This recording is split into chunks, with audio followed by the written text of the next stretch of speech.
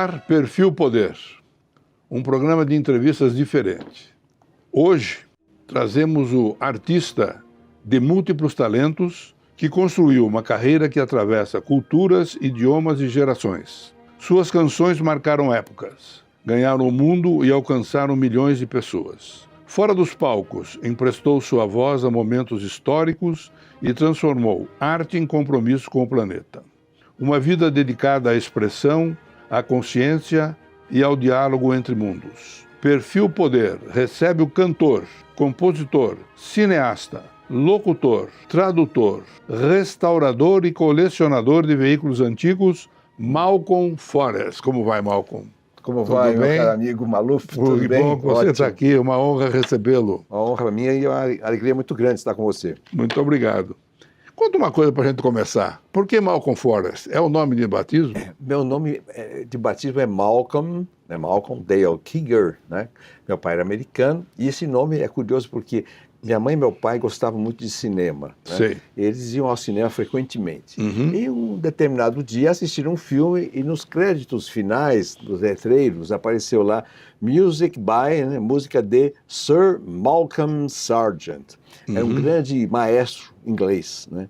E a mamãe gostou do nome, falou com meu pai e ele também gostou, porque também tem um personagem em Shakespeare, né? O rei Malcolm. Né? Então, e ficou Malcolm. E veja que eu segui também depois na carreira da música como maestro, compositor. Que coisa, né? Mas o Forrest? O Forrest é outra história. É outra história. O Forrest, eu comecei a me interessar na questão ambiental, estando nos Estados Unidos, lá já começava essa conscientização de reciclagem, de evitar desmatamento, queimadas e tal. Então, tinha um quadro, acho que era Rugendas, era uma floresta virgem, né? Um quadrinho, aquela mata orgânica, rica e tal. E eu gostava muito daquele quadro, e aí eu adotei o Malcolm Forrest, de florestas, né? Mas bem. Também era o nome do Humphrey Bogart, aquele ator famoso. Sim, claro. Do Casablanca, o pessoal que conhece esses filmes mais antigos, lembra do Casablanca. E o nome dele era Humphrey DeForest Bogart. Então eu falei, que tal ficar Malcolm Forrest? E aí ficou. Ficou Malcolm Forrest. A origem, portanto... É portuguesa, como você vê, né? Seu pai era americano? Meu pai era americano, sim, de Fort Wayne. E sua mãe? Minha brasileira? Mãe Carioca. A família é uma parte de descendência portuguesa, mais diretamente, de Amarante, do Porto também, e a outra linha da minha avó era de Diamantina, Minas Gerais. Muito bem. Você nasceu no Rio? São Paulo. São Paulo. Paulista. Muito bem, muito bem. Nasci no Bexiga, no hospital italiano, que era o Matarazzo. Matarazzo, né? Então, eu sou cidadão italiano, né? E hoje tem um hotel lá, complexo hoteleiro. Eu ajudei a preservar um pouco das árvores. É mesmo? Mandamos um parecer que é uma área importante para a qualidade da vida em São Paulo, né? Então... Nasci ali no Bexiga, que ali é Bexiga também, né? Ali é Bexiga, e sem dúvida nenhuma. Falam que isso faz parte da Lapa, então... não faz não. Nem que eles queiram. E como é que foi a infância? Tudo bem? Olha, aqui em São Paulo? Foi em São Paulo, a infância foi muito boa. Mudou daqui? Não, sempre foi aqui? Eu nasci em São Paulo, como disse, né? E meu pai, quando tinha 6 meses de idade, ele foi com a mãe comigo para os Estados Unidos, para mostrar o neto, né? Para os avós e parentes, amigos. E depois eu voltei com 2 anos de idade, mais ou menos, mas sempre voltando ao Brasil. E ele conseguiu um bom trabalho. O que ele fazia, o seu pai? O que ele veio fazer no Brasil? Veio passear ou veio casar com a sua mãe? As duas coisas. É o seguinte, ele trabalhava em Chicago, numa empresa de contabilidade, e o chefe dele era muito bacana, um cara que conversava com ele e dizia, Paul, a guerra começou, a Segunda Guerra Mundial começou. E mais cedo ou mais tarde, os Estados Unidos vai entrar nessa guerra. Se você for esperar com a idade que você tem, você vai ser convocado e vai para o exército, vai para a linha de frente, não é a melhor opção para você. Se você se alistar voluntariamente, você tem muita chance de pegar um trabalho de escritório intelectual. Ele era muito bom estudante, né? Então ele fez isso, entrou na Marinha, e logo aprovaram, ele aprendeu português rapidamente e veio lá dos Estados Unidos em 42 ao Rio de Janeiro, parando inclusive em Parnamirim. Bom, o avião, ele tem um diário fantástico que eu quero publicar e fazer uma série. Sei. É um dos projetos. Ele parou em Parnamirim? Tudo. Parou em Parnamirim, que é uma escala que o avião fez, e ele relata isso no diário, né? E depois chega no Rio de Janeiro, né? Depois de várias escalas, Sim. e ficou lotado. Mas na devia embaixada. voar de quê? Nessa época voava de quê? Eu acho que DC-4? era o DC-3. Era DC-3 o DC-3 a ainda? versão militar. Sim. O C-47. C-47. Então isso deve ter sido pouso e... Parou em Cuba, saíram acho que da Flórida, de Miami, aquela região, foi parar na América Central, Guiana, Belém do Pará, né? E depois Parnamirim, não sei se teve outra escala em Salvador, não sei, mas chegou no Rio e ficou na Embaixada Americana. Minha mãe trabalhou na Embaixada, mas não se conheceram lá. Nessa época. Ela tem uma história maravilhosa também, porque ela, quando criança, a mãe dela cuidava da pensão do meu bisavô, que era um graduado funcionário do Tesouro Nacional, conhecia Juscelino Kubitschek, deputado e tal, e ele montou a Pensão Diamantina, na Tijuca, na rua, acho que era a rua Radoc Lobo, né? Então, a vovó cuidava lá com os filhos pequenos. A mamãe era caçulinha. Sei. E aí chegou a missão naval americana por volta de 1920, 21, e hospedaram vários dos oficiais em casas, em pensões, e lá tinha, acho que 2 ou 3 famílias de oficiais americanos da Marinha, entendi. que vieram numa missão naval, né, uma missão. E aí, então, a mãe brincava com essas crianças e ela aprendeu inglês junto com o português, porque os irmãos dela não tinha mais meninos da idade, né? E depois, quando ela via aquele uniforme bonito, garboso dos oficiais da Marinha, tudo de branco, ela falou, mais tarde, com 6, 7 anos, ela começou a dizer, quando eu crescer, eu vou casar com um oficial da Marinha Americana. E olha, não foi isso que aconteceu? Foi Depois isso se mesmo. encontraram em 43, 42, 43 e acabaram se casando. E Ele estava na Marinha Americana. ele estava na nessa Marinha, num trabalho maravilhoso. A avó dele rezava muito e pedia que os anjos o protegessem na guerra. Imagina, Maluf, passar a Segunda Guerra Mundial no Rio de Janeiro, só observando, indo no cassino e nas festas, faz um relatório, vai para Petrópolis. Vida boa, vamos falar a verdade. Quem passou a guerra assim, né? Quantos não morreram? Aliás, sofreram? tem um livro do Rui Castro falando da guerra vista do ponto de vista carioca, né? É a trincheira o tropical, chama. Muito interessante. Eu vou ler esse livro. É muito eu interessante. Conheço o Rui, é muito bacana. Bom, e aí? Seu pai ficou no Brasil, depois, deixou a Marinha? Bom, a guerra guerra em acabou. 44, ele foi chamado de volta aos Estados Unidos e lá ele começou a estudar chinês. Aí tem umas passagens curiosas, porque os chineses, tinham 2 professores, um homem e uma mulher chinesa, que cuidavam muito da pronúncia do que ele falava. E dizia assim para ele, Paul, se você falar assim, a pronúncia não é essa. Se você falar assim, eles vão saber que você não é chinês. Bom, estava na cara também, né? Evidente. Então, ele se preparou, mas aí a guerra acabou, né? E aí ele conseguiu um trabalho com o grupo Rockefeller, veio ao Brasil, veio a São Paulo, casou com minha mãe primeiro e mudaram para São Paulo. E ficaram trabalhando, ele ficou trabalhando no IBEC, que tinha um escritório, trabalhava com commodities, era um comércio, né? E ali na rua Vieira de Carvalho, perto da Praça da República, né? E eu nasci, então, em 49, eles casaram em 47, eu nasci em 49, e morávamos na rua Dona Veridiana. Ah, muito bem, muito bem. Bom, o colégio foi em São Paulo, ou o que você cursou? Eu estudei, a minha mãe, quando tinha 6 anos, 5 anos de idade, pensou logo em matrícula, meu pai, né? E não encontravam nenhum dos colégios mais famosos com vaga.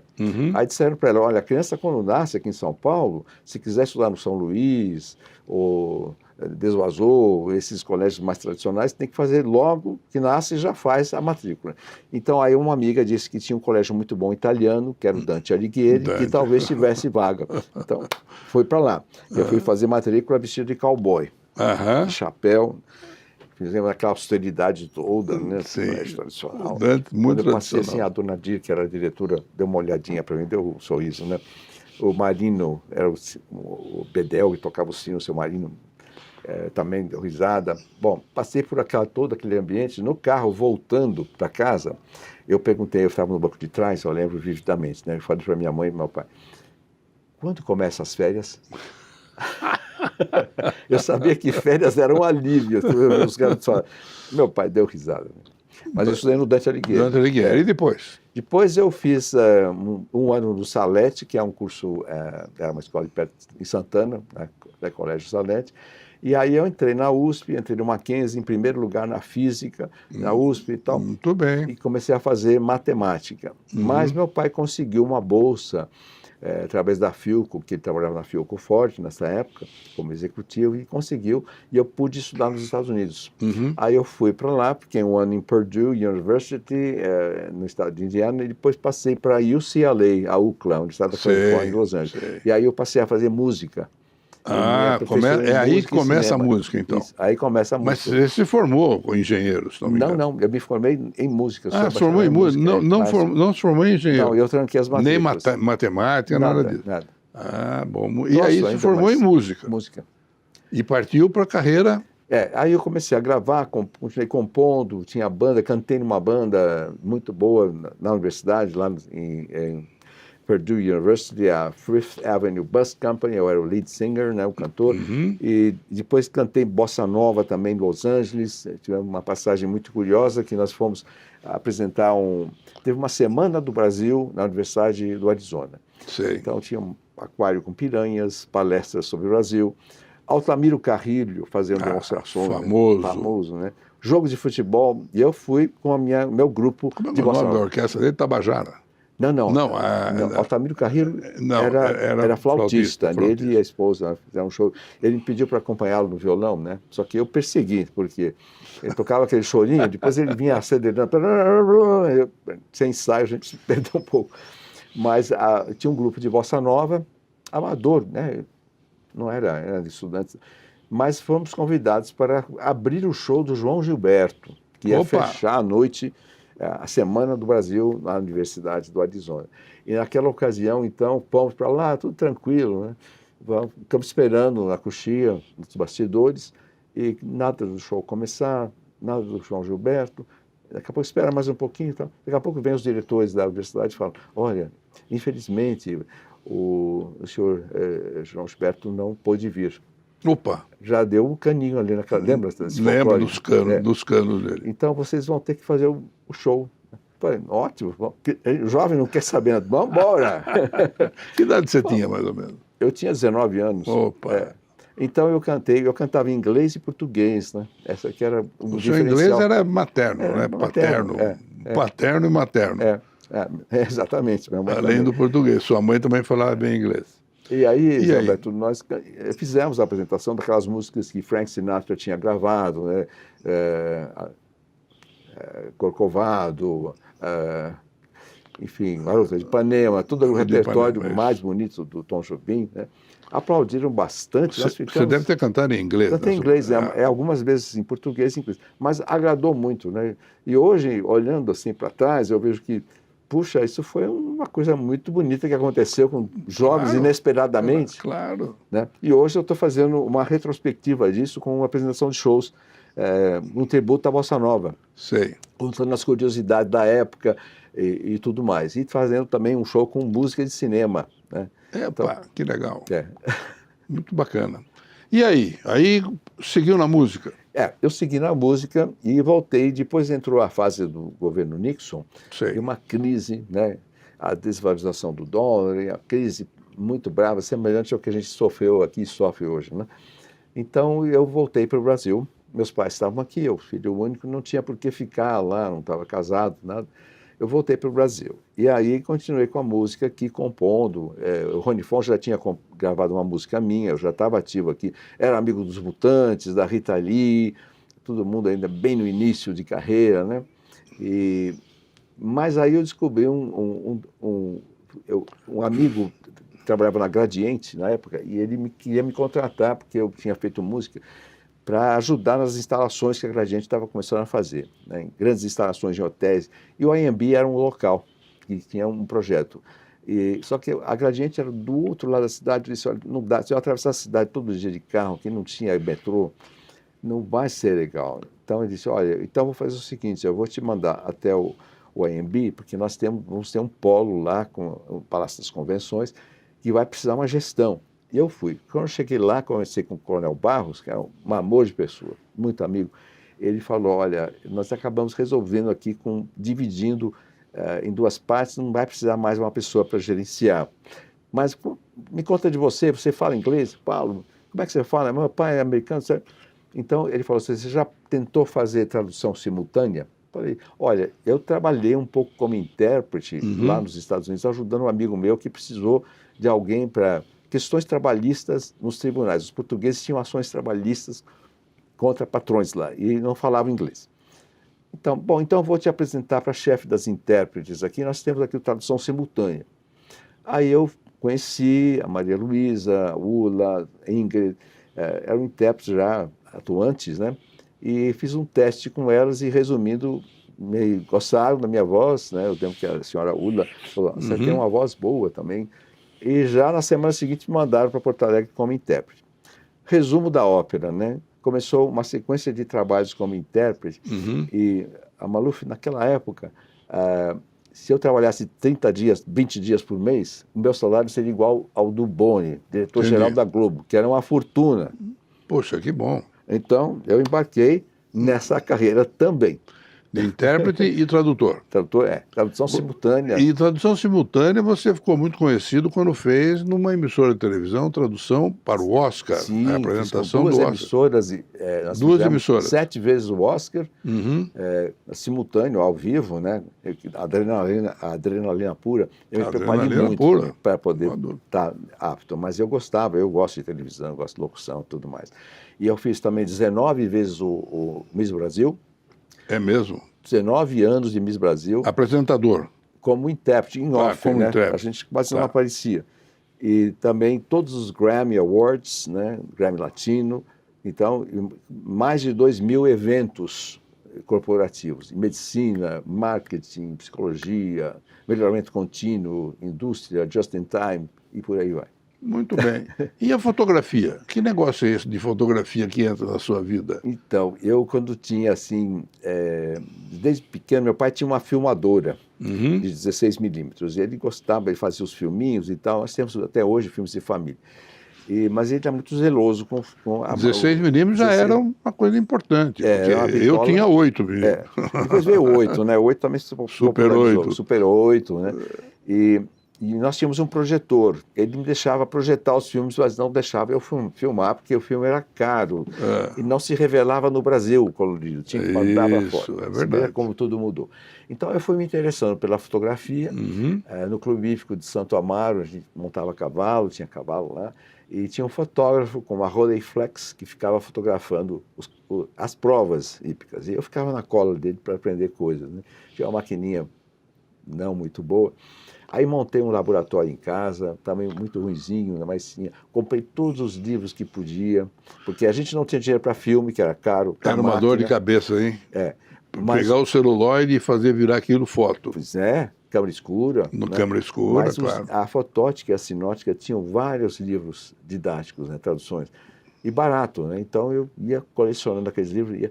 Foi um autodidata, li muito sobre isso, né? E aí, fotografou muito, então? Fotografei muito, eu tenho... Profissionalmente também? Não, profissionalmente não, mas eu tenho um acervo que eu quero aproveitar para uma exposição, sabe, de fotos de São Paulo, de várias coisas.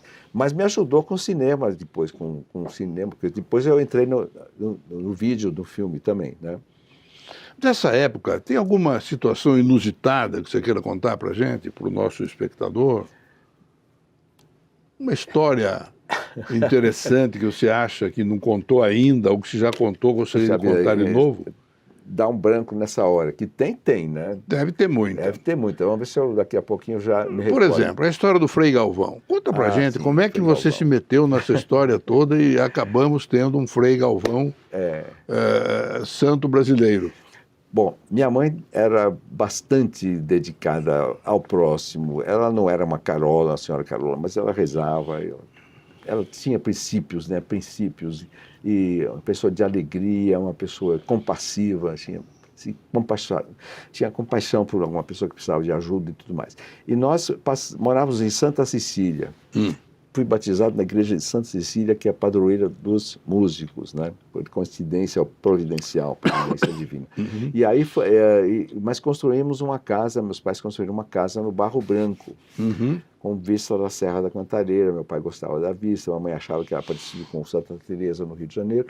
E nesse trajeto de Santa Cecília para a zona norte de São Paulo, passávamos em frente ao Mosteiro da Luz. Sim. E vira e mexe, ela me sinalizava: olha, aqui é o Mosteiro da Luz, aqui tem as freiras descalças ou carmelitas, né? Não eram carmelitas, era outra ordem. E eu fui me interessando por aquilo. Fiz a capa de um primeiro disco que acabou não sendo lançado, fizemos a foto em frente ao mosteiro. E as coisas foram caminhando. Minha mãe depois começou a ajudar a Igreja Santa Joana d'Arc na promoção humana, e ela buscava mantimentos lá para dar para os pobres, necessitados, lá no Mosteiro da Luz, que tinha a parte da Caritas, que conheceu o cardeal e conheceu as freiras, né? Ficou amiga das freiras. E aí um dia nós já começamos a conhecer Frei Galvão, nosso contato com a santidade. Ele não era ainda oficialmente santo da Igreja Católica, mas um dia, conversando com a vizinha, nossa amiga nossa, ela falou: eu estou muito triste porque a minha chefe, ela era enfermeira, está com um filho em estado terminal, está desenganado e tal. E contou a história. Era uma desmelinização a capa do bulbo cerebral, tipo uma continuação da meninge, né? Estava totalmente destruída, né? Eles não sabiam o que era naquela época, mas ela está muito triste, o marido já está procurando um padre, não vai passar de alguns dias. Minha mãe ouviu a conversa de outra sala, e quando eu desliguei a conversa no telefone, ela perguntou: quem foi, né? O que foi? Aí eu falei: olha, a Bárbara, a chefe, a Marilene, está com um filho, tem um caso muito ruim, doença e tal. E mamãe sentiu que alguém tocou o braço dela. Foi a única vez na vida que eu vi ela falar. Esse caso e um caso também na igreja da Nossa Senhora da Luz. Tocou, ela falou imediatamente: precisamos pedir para, quando ela foi dizendo, precisamos pedir para, a minha mente já veio o Frei Galvão. E então aí nós tínhamos aquela devoção das pílulas de Frei Galvão, que é uma micro-oração, né? E perguntamos para a senhora se ela queria tomar. Ela quis e fazer a novena de Frei Galvão. E ela recebeu por outra pessoa também as pílulas. Isso é um sinal confirmatório de que não foi uma coincidência. Eu também fiz as orações, minha mãe também. E o menino foi melhorando e reverteu totalmente o quadro, sem sequela nenhuma. Ele estava totalmente paralisado, no respirador, entubado, quase morreu várias vezes, temperatura descontrolada, porque o bulbo cerebral, ele é a entrada dos nervos todos da medula, e todo o organismo é onde entra. É como um computador, você tem um cabo que entra com tudo no computador, né? E aqui entrou em curto aqui, mas reverteu milagrosamente.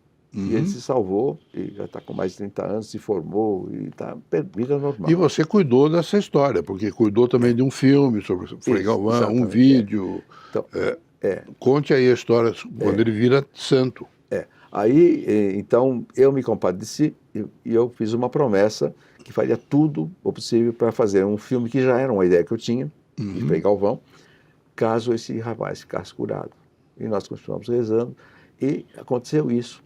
Aí nós oferecemos o caso como para a beatificação, ou a canonização de Frei Galvão, na verdade, que já estava beatificado, a irmã Estélia Cadonim, que era apostoladora. Mas já havia um outro milagre que estava provado e já estava em fase de finalização. E aí o Papa João Paulo II, São João Paulo II, beatificou Frei Galvão e pediu ao Bento XVI, que foi o Bento XVI, o Papa sucessor, que era assessor dele, que desse continuidade. E o Bento XVI veio ao Brasil numa coisa extraordinária, e a canonização de Frei Galvão foi aqui no Campo de Marte. Então, quando isso tudo foi acontecendo, eu falei: agora eu tenho que fazer o filme. É verdade. Aí fomos atrás, foram 10 anos mais ou menos de trabalho. No fim, o Bradesco apoiou com a lei de incentivo, o Rouanet, né? E nós conseguimos. Hoje eu tenho outros projetos também.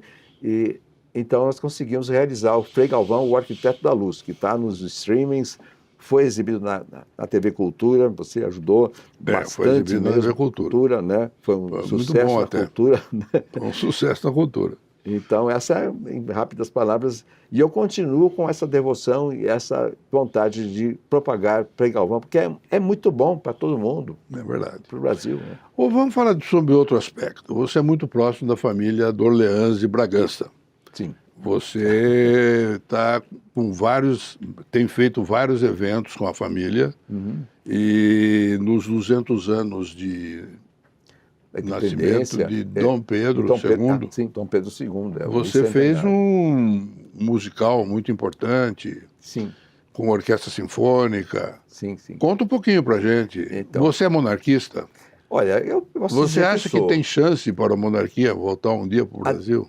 Isso, o futuro a Deus pertence. O futuro a Deus pertence, já me disseram aqui isso. Mas Maluf, comparando a história da República, é verdade que o Brasil cresceu, de um jeito ou de outro cresceu. Os trancos e barrancos, mas cresceu. Os trancos e barrancos, né, que nós vivemos em crise, em inflação. Nesse momento estamos com crise de poderes. Mais uma né? crise, isso é cíclico, e não tem saída para isso. Infelizmente. A monarquia, por exemplo, um imperador como Dom Pedro II, né, que reinou 49 anos, com estabilidade, teve também guerra do Paraguai, mas se superou tudo, né? A Princesa Isabel, o problema da escravidão, né? Isso já eram os contrários ao fim da escravidão. É que derrubaram. Né? Que acabaram derrubando a monarquia. Um ano depois que a Lei Áurea foi assinada, pumba, um golpe. Caiu.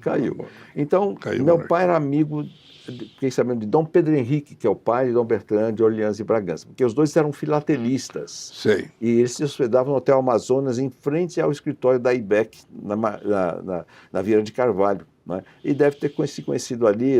Seu pai foi piloto também, não? Não. Ele foi da Marinha, não foi piloto. Mas não foi piloto. Mas Dom Bertrand, que é o chefe da Casa Imperial, ele fez curso. Ele foi da aeronáutica, ele fez curso, tem brevet, ele é piloto, né? Não pilota hoje tanto, mas enfim. Então, eu me dediquei aí, quando teve plebiscito, eu quis ajudar um pouquinho com a assessoria de imprensa. Sim, o plebiscito mostrou que não havia interesse, pelo menos não foi devidamente divulgado O problema foi a monarquia, né? Porque teve ficou mais ou menos presidencialismo, parlamentarismo, e a monarquia ficou para trás. Havia duas propostas que eram republicanas, parlamentarismo republicano e o presidencialismo. O Milton Gonçalves ficou como um porta-voz, né? E às vésperas do plebiscito, a TV Globo, que havia uma conversa com a esposa do Roberto Marinho, né? Que iriam exibir Cícia a Imperatriz, que ia mostrar um lado bonito da monarquia. Mas na última hora entrou Escrava Isaura no ar. Mas, enfim, então, o fato é que houve mais ou menos 12% a 13% dos votos foram. Você acha que a Globo ali foi convidada a não exibir o filme? Não se sabe, né? Mas eu ouvi essa história. Mas o fato é que existe hoje uma boa parcela da população que conhece um pouco da monarquia e entende que seria talvez melhor, né? Do que a situação republicana de crise, de golpes, e um é preso, o outro é solto, outro é preso, e renúncia e não sei o quê, né, que acontece. A família continua, a família Orleans e Bragança, continua com a receita dos imóveis que fazem parte de Petrópolis, se não me engano. Eu não sou conhecedor, mas o que eu sei é o seguinte, Petrópolis era uma fazenda de Dom Pedro I. Dom Pedro II herdou essa fazenda e resolveu criar uma cidade. E ele loteou uma parte da cidade para ter até meios de poder fazer, acredito eu, o plano urbano. E foi criado uma taxa naquela época chamada laudêmio. É isso. Né? Então, a percentagem, não sei exatamente quanto, que aplica-se em algumas partes de Petrópolis. Isso vai, mas não vai para o ramo da família de São Paulo, que é de Dom Bertrand, que é o ramo dinástico, são os seus verdadeiros sucessores que têm direito ao trono, ao título de imperador do Brasil. Sei. E o outro ramo renunciou, os avós renunciaram aos direitos dinásticos por casarem-se com não nobres. Entendi. Entendeu? Essa era uma regra da Princesa Isabel, que para ter direito a reinar, teria que ter, dos dois lados, os príncipes herdeiros aqui, e o cônjuge, a esposa, enfim, teria que ser de linhagem também aristocrática. Por quê? Ela não queria que pessoas despreparadas, porque o monarca ele é preparado desde a infância, os avós, bisavós, tataravós, todo mundo fazia aquilo, e eles se entregam quando não é um monarca bom, que a maioria ele se dedica, a vida não é mais dele, ele vive pelo país, a vida pessoal não tem importância, ele está dedicado ao país, né? Então isso, e um detalhe, Solano Lopes, que foi o ditador do Paraguai, né? Ele quis casar com a princesa Isabel. Eu acho que ele queria... Já pensou? Ele queria ter o sangue azul, né? Queria ter... Era um psicopata. Era um psicopata com tantos outros além de tudo, era um psicopata. E isso não foi, obviamente, não foi aceito, né? Então... Mas ele era plebe, ele não era... Ele não tinha, não tinha, né? Não tinha então, sangue azul. Não foi aceito, e talvez isso tenha sido uma das razões da invasão do Paraguai, que esses que iniciaram a guerra do Paraguai, pode ser. Mas, enfim, eu estou fazendo música hoje, 2 filmes, nós temos 3 filmes em produção. Você tem também tocado a Orquestra Sinfônica do Exército Brasileiro, sim, algumas apresentações. Marinha, os Fuzileiros Navais, nós fizemos várias apresentações em Brasília, em São Paulo, no Rio de Janeiro, e mais recentemente com a Orquestra Sinfônica da Força Aérea Brasileira. Da FAB, que tem uma orquestra fantástica. Fantástica, muito nova, mas maravilhosa, e fizemos uma apresentação de uma peça sinfônica chamada O Libertador, que eu tratei da lenda que existe do encontro de Dom Pedro II com o chefe indígena americano, todo sentado. É mesmo? Que maravilha. Não há documento escrito, não encontramos, pelo menos. No entanto, está na memória oral forte no Brasil, esse encontro. Então, eu fiz uma sinfonia, assim, um movimento poético baseado nessa história, nessa lenda. E foi muito bem, apresentamos na Sala São Paulo, no Festival de Inverno de Campos do Jordão, e a ideia é levarmos esse projeto para o exterior, numa sinfonia de Dom Pedro II, porque Dom Pedro II esteve com o presidente americano, Ulysses Grant, em 1876. Então fazem 150 anos esse ano, e esse ano os Estados Unidos comemora 250 anos. E na ocasião foi levada a obra sinfônica do Carlos Gomes, que Dom Pedro encomendou, e foi apresentada nos Estados Unidos no 4 de julho. Dom Pedro II foi o único... Você sabe que obra é essa? Lembra? Sim, é o Saluto del Brasile. Nós apresentamos, eu resgatei, fiz a curadoria, e a Orquestra Sinfônica da Força Aérea apresentou brilhantemente o Saluto del Brasile. Muito bonito também. Bacana. Vamos mudar de assunto para uma coisa importante. Restauração de veículos antigos e propriedade de veículos antigos. Um colecionador de carros antigos. Fala um pouquinho para a gente desses assuntos, que eu adorei essa história. Tá bom. Então, nos Estados Unidos já existia mais presentemente o colecionismo de automóveis antigos. E eu lembro de andar numa loja na Santa Mônica Boulevard, em Los Angeles, que tinha uma loja, não era muito grande, mas tinha uns automóveis antiquíssimos, mas impecavelmente restaurados, né? E eu olhei, os preços não eram muito caros. Eu fiquei interessado. Por quê? No Brasil, a gente ainda via, nos anos 50, 60, 70, via automóveis de 30, 40, 50 anos atrás rodando. É verdade. O táxi era um Chevrolet 39, tinha um Hudson também, né? Enfim, o tio de não sei quem tinha um carro Cadillac, e sempre fascina muito. Então, aí eu fiquei interessado, e quando eu vim para o Brasil, eu vi um automóvel, uma Mercedes 51, conversível, andando na rua, persegui, não consegui achar. Mas eu comecei a colocar anúncio em jornal, no Estadão e tal, né? Compro autos antigos das décadas de 20, 30, 40, deu 50. E no fim, resumindo a história, consegui comprar uma BMW 39 e um... Está com você até hoje? Está comigo até hoje. É mesmo? 40 anos de restauração. Oh, meu Deus! Esse deve ter sido caro. Saiu o carinho, né? Mas aos pouquinhos também, parcelando em 40 anos. Né? É bom, também tem isso. E aí combinou com uma revista Autos Antigos, que eu fiz, foi a primeira revista da América Latina de automóveis e colecionismo. Criei a palavra antigo mobilista e antigo mobilismo. Você criou? Eu criei porque era economizar, porque a gente não tinha espaço, era um jornalzinho, primeiro, depois virou uma revista, a Autos Antigos, e tinha a fotocomposição, você tomava muito espaço para escrever o colecionador de automóveis antigos. Então, bom, falar que é um antigo mobilista. Muito legal. Criei. Isso já está nos dicionários, se popularizou muito, e todo esse movimento cresceu no mundo inteiro, cresce muito no mundo inteiro. E hoje eu faço parte da FIVA, Federação Internacional de Veículos Antigos, do júri do Hall da Fama. Todo ano a gente elege 6 personalidades no mundo inteiro que têm uma expressiva coleção ou fizeram alguma coisa de bom para a memória do automóvel. O automóvel, a manutenção, é uma coisa muito importante na vida nossa. Nós somos seres peregrinos em movimento, né? E o automóvel foi um grande vetor. E hoje tem uma parceria com o Dream Car Museum, em São Roque, que é um projeto maravilhoso. Lá tem seus carros? Os carros estão lá, estão lá em exibição. Inclusive o Graf Stiff, que é o único exemplar do mundo. Mostra pra gente aí. Esse aqui, né? É o Graf, né? Esse é o Graf Stiff, é um carro que tem uma marca emblemática, porque é automóvel no qual o arquiduque Franz Ferdinand estava andando quando foi assassinado em Sarajevo em 1914 e precipitou a Primeira Guerra Mundial. Mas é o único exemplar desse modelo, desse ano, que sobrevive no mundo inteiro. No mundo inteiro? No mundo inteiro. Não é só no Brasil? Não. E eu não sabia disso quando eu comprei o carro, eu fui tomando conhecimento depois.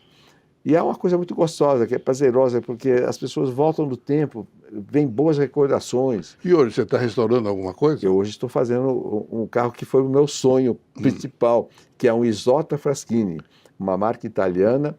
E esse automóvel pertencia ao casal Henrique Lage e Gabriela Besançoni. Opa! O Henrique Lage foi o maior empresário na sua época, ao lado de talvez Matarazzo também, mas criou coisas maravilhosas, um grande patriota, e morreu em 41, e a esposa dele, uma grande cantora lírica, que ele era apaixonado pela ópera, e acabou casando com a Besançoni, que foi a maior contralto mezzo-soprano em sua época, cantava com Caruso nos palcos do Metropolitan, em Buenos Aires, no Peru, no México, Europa, muitos lugares. E nós estamos lá restaurando esse automóvel. Eu convido você a vir ver no estágio que está. Com o maior prazer. E o que mais? Você tem mais outros veículos? Não, no momento tem alguns projetos ainda, né? Tem os carros, estão sendo restaurados. Nós estamos aí com essa fase. Muito bem. E vamos partir para alguma coisa a mais. E tem também um livro que você me ofertou graciosamente, com muita alegria, muita honra. Foi um livro que você escreveu sobre automóveis de São Paulo. É uma memória fotográfica. É uma história um pouco da sua história, da sua família e dos carros de São Paulo. Exatamente. Muito legal o livro. Onde que a gente encontra esse livro? Esse livro tem que ser, tem poucos exemplares agora. Tem que ser através de um contato com o meu Instagram, né, Malcolm Forrest. Né, pode fazer contato através do Instagram. E tem telefone também, enfim. Nós temos alguns exemplares desse livro, né? Eu personalizei muito essa redação e fiquei na dúvida. Será que eu quero fazer... Eu tinha essas fotos antigas do tempo da revista e as histórias familiares, né? Família conta como é que foi. Sensacional essa história. Aí eu comecei a escrever e eu comecei falando muito da minha infância, esses fatos que eu comentei. Sensacional. E foi muito melhor. As pessoas adoram a coisa personalizada. Exatamente. O Brasil, como vai? Você acha que estamos indo bem? Tem um futuro brilhante? Temos dificuldade? Eu também falo. Antes disso, eu queria saber, você criou a Associação dos Moradores e Amigos da Reserva da Biosfera do Cinturão Verde da cidade de São Paulo, AMAR. Conte um pouquinho dessa história. Então, a AMAR foi fundada... Antes de nós falarmos do Brasil. Do Brasil. Bom, São Paulo sofre muito com o crescimento exagerado. São Paulo não pode parar. Eu lembro que o Brigadeiro Faria Lima, que foi prefeito de São Paulo, dizia: São Paulo tem que parar de crescer. Né? Ele falava mesmo. E hoje nós vemos a verticalização para outro lugar, e havia uma devastação da mata circundante de São Paulo, a invasão das represas, as invasões na Cantareira e tudo mais. Então, nós fizemos um movimento para combater o possível anel viário que iam fazer, a via perimetral metropolitana, porque a ideia era passar justamente em cima das áreas de maior preservação, de maior importância. São Paulo foi fundado em 1554 por Anchieta, São José de Anchieta. Então, nós fizemos um movimento aqui na Zona Norte, o Dr. Mauro Vitor, Vera Lúcia Braga, eu e outros, para que fosse criada uma reserva da biosfera do Cinturão Verde de São Paulo. Então, o Cinturão Verde de São Paulo ficaria como uma área de proteção tombada pela Unesco. Sim. Né? Então, foi um movimento que arrecadou 150 mil assinaturas e nós levamos isso avante e se conseguiu que a Unesco credenciasse a Serra da Cantareira, que é a maior floresta urbana do planeta praticamente, quase 100 mil metros quadrados, 100 quilômetros quadrados, a Serra do Mar, pequenos fragmentos como o Parque da Aclimação, o Parque do Trianon, né, e outros fragmentos aqui em São Paulo, como uma reserva oficial. E isso tem ajudado muito, muito a segurar um pouco a invasão. E foi tombado no dia 9 de junho de 1994. E é o dia de São José de Anchieta. Então, eu vejo nisso um significado escatológico, espiritual, de que o santo fundou São Paulo com Nóbrega e continua protegendo São Paulo. Muito Aliás, eu disse a você, a Fundação Padre Anchieta, Sim. Problemas, dificuldades, você sabe que houve, né, sempre há, mas sobrevive como tantas outras instituições que têm o nome de Anchieta, parece que há uma bênção. É né? verdade.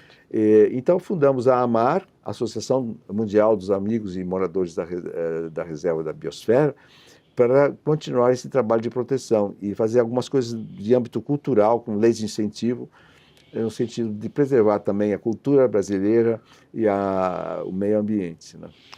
Isso é o entusiasmo. O Brasil vai para frente, vamos ter dificuldade. Vem uma eleição agora aí. Mais uma, né? Mais uma que vamos ter 2 polos de novo, pelo que eu estou vendo. Polo progressista e um polo conservador. Parece que não há espaço para um terceiro. Não sei. O que parece? Deus é brasileiro. Deus é brasileiro e é uma terra prometida, é uma terra maravilhosa. Muito. E é melhor ser otimista do que ser negativista. Não há dúvida. Não há dúvida. Que haverá problemas, haverá. Né? Uma vez consultando com uma senhora que estuda o milênio, e há uma noção escatológica do final dos tempos, que antes do final dos tempos bíblico haverá um período de 1000 anos de alegria, de felicidade, de paz, um período mais ameno. Então, acredita-se que o Brasil é a terra desse milênio e São Paulo é a capital do milênio. Mas aí eu perguntei, mas como que pode? A cidade cresce tanto, tanta poluição e bandidos e crime, não sei o que, o trânsito, né, favelas. Então, a resposta foi a seguinte, como é uma terra muito abençoada, vem de tudo para cá. Vem gente boa, e vem gente que vai empreender, que vai trabalhar e vem também outros problemas. Então, cabe a nós fazermos do Brasil um país melhor. Tá bom. De pouquinho em pouquinho, ou como puder. Agradecemos a visita aqui do meu querido amigo Malcolm Forest. Muito obrigado, foi uma honra recebê-lo. E esperamos a sua atenção e a sua audiência no próximo programa, nesse mesmo dia e horário da próxima semana. Muito obrigado, muito obrigado, muito obrigado, Malcolm. Muito obrigado, meu querido amigo. Muito obrigado.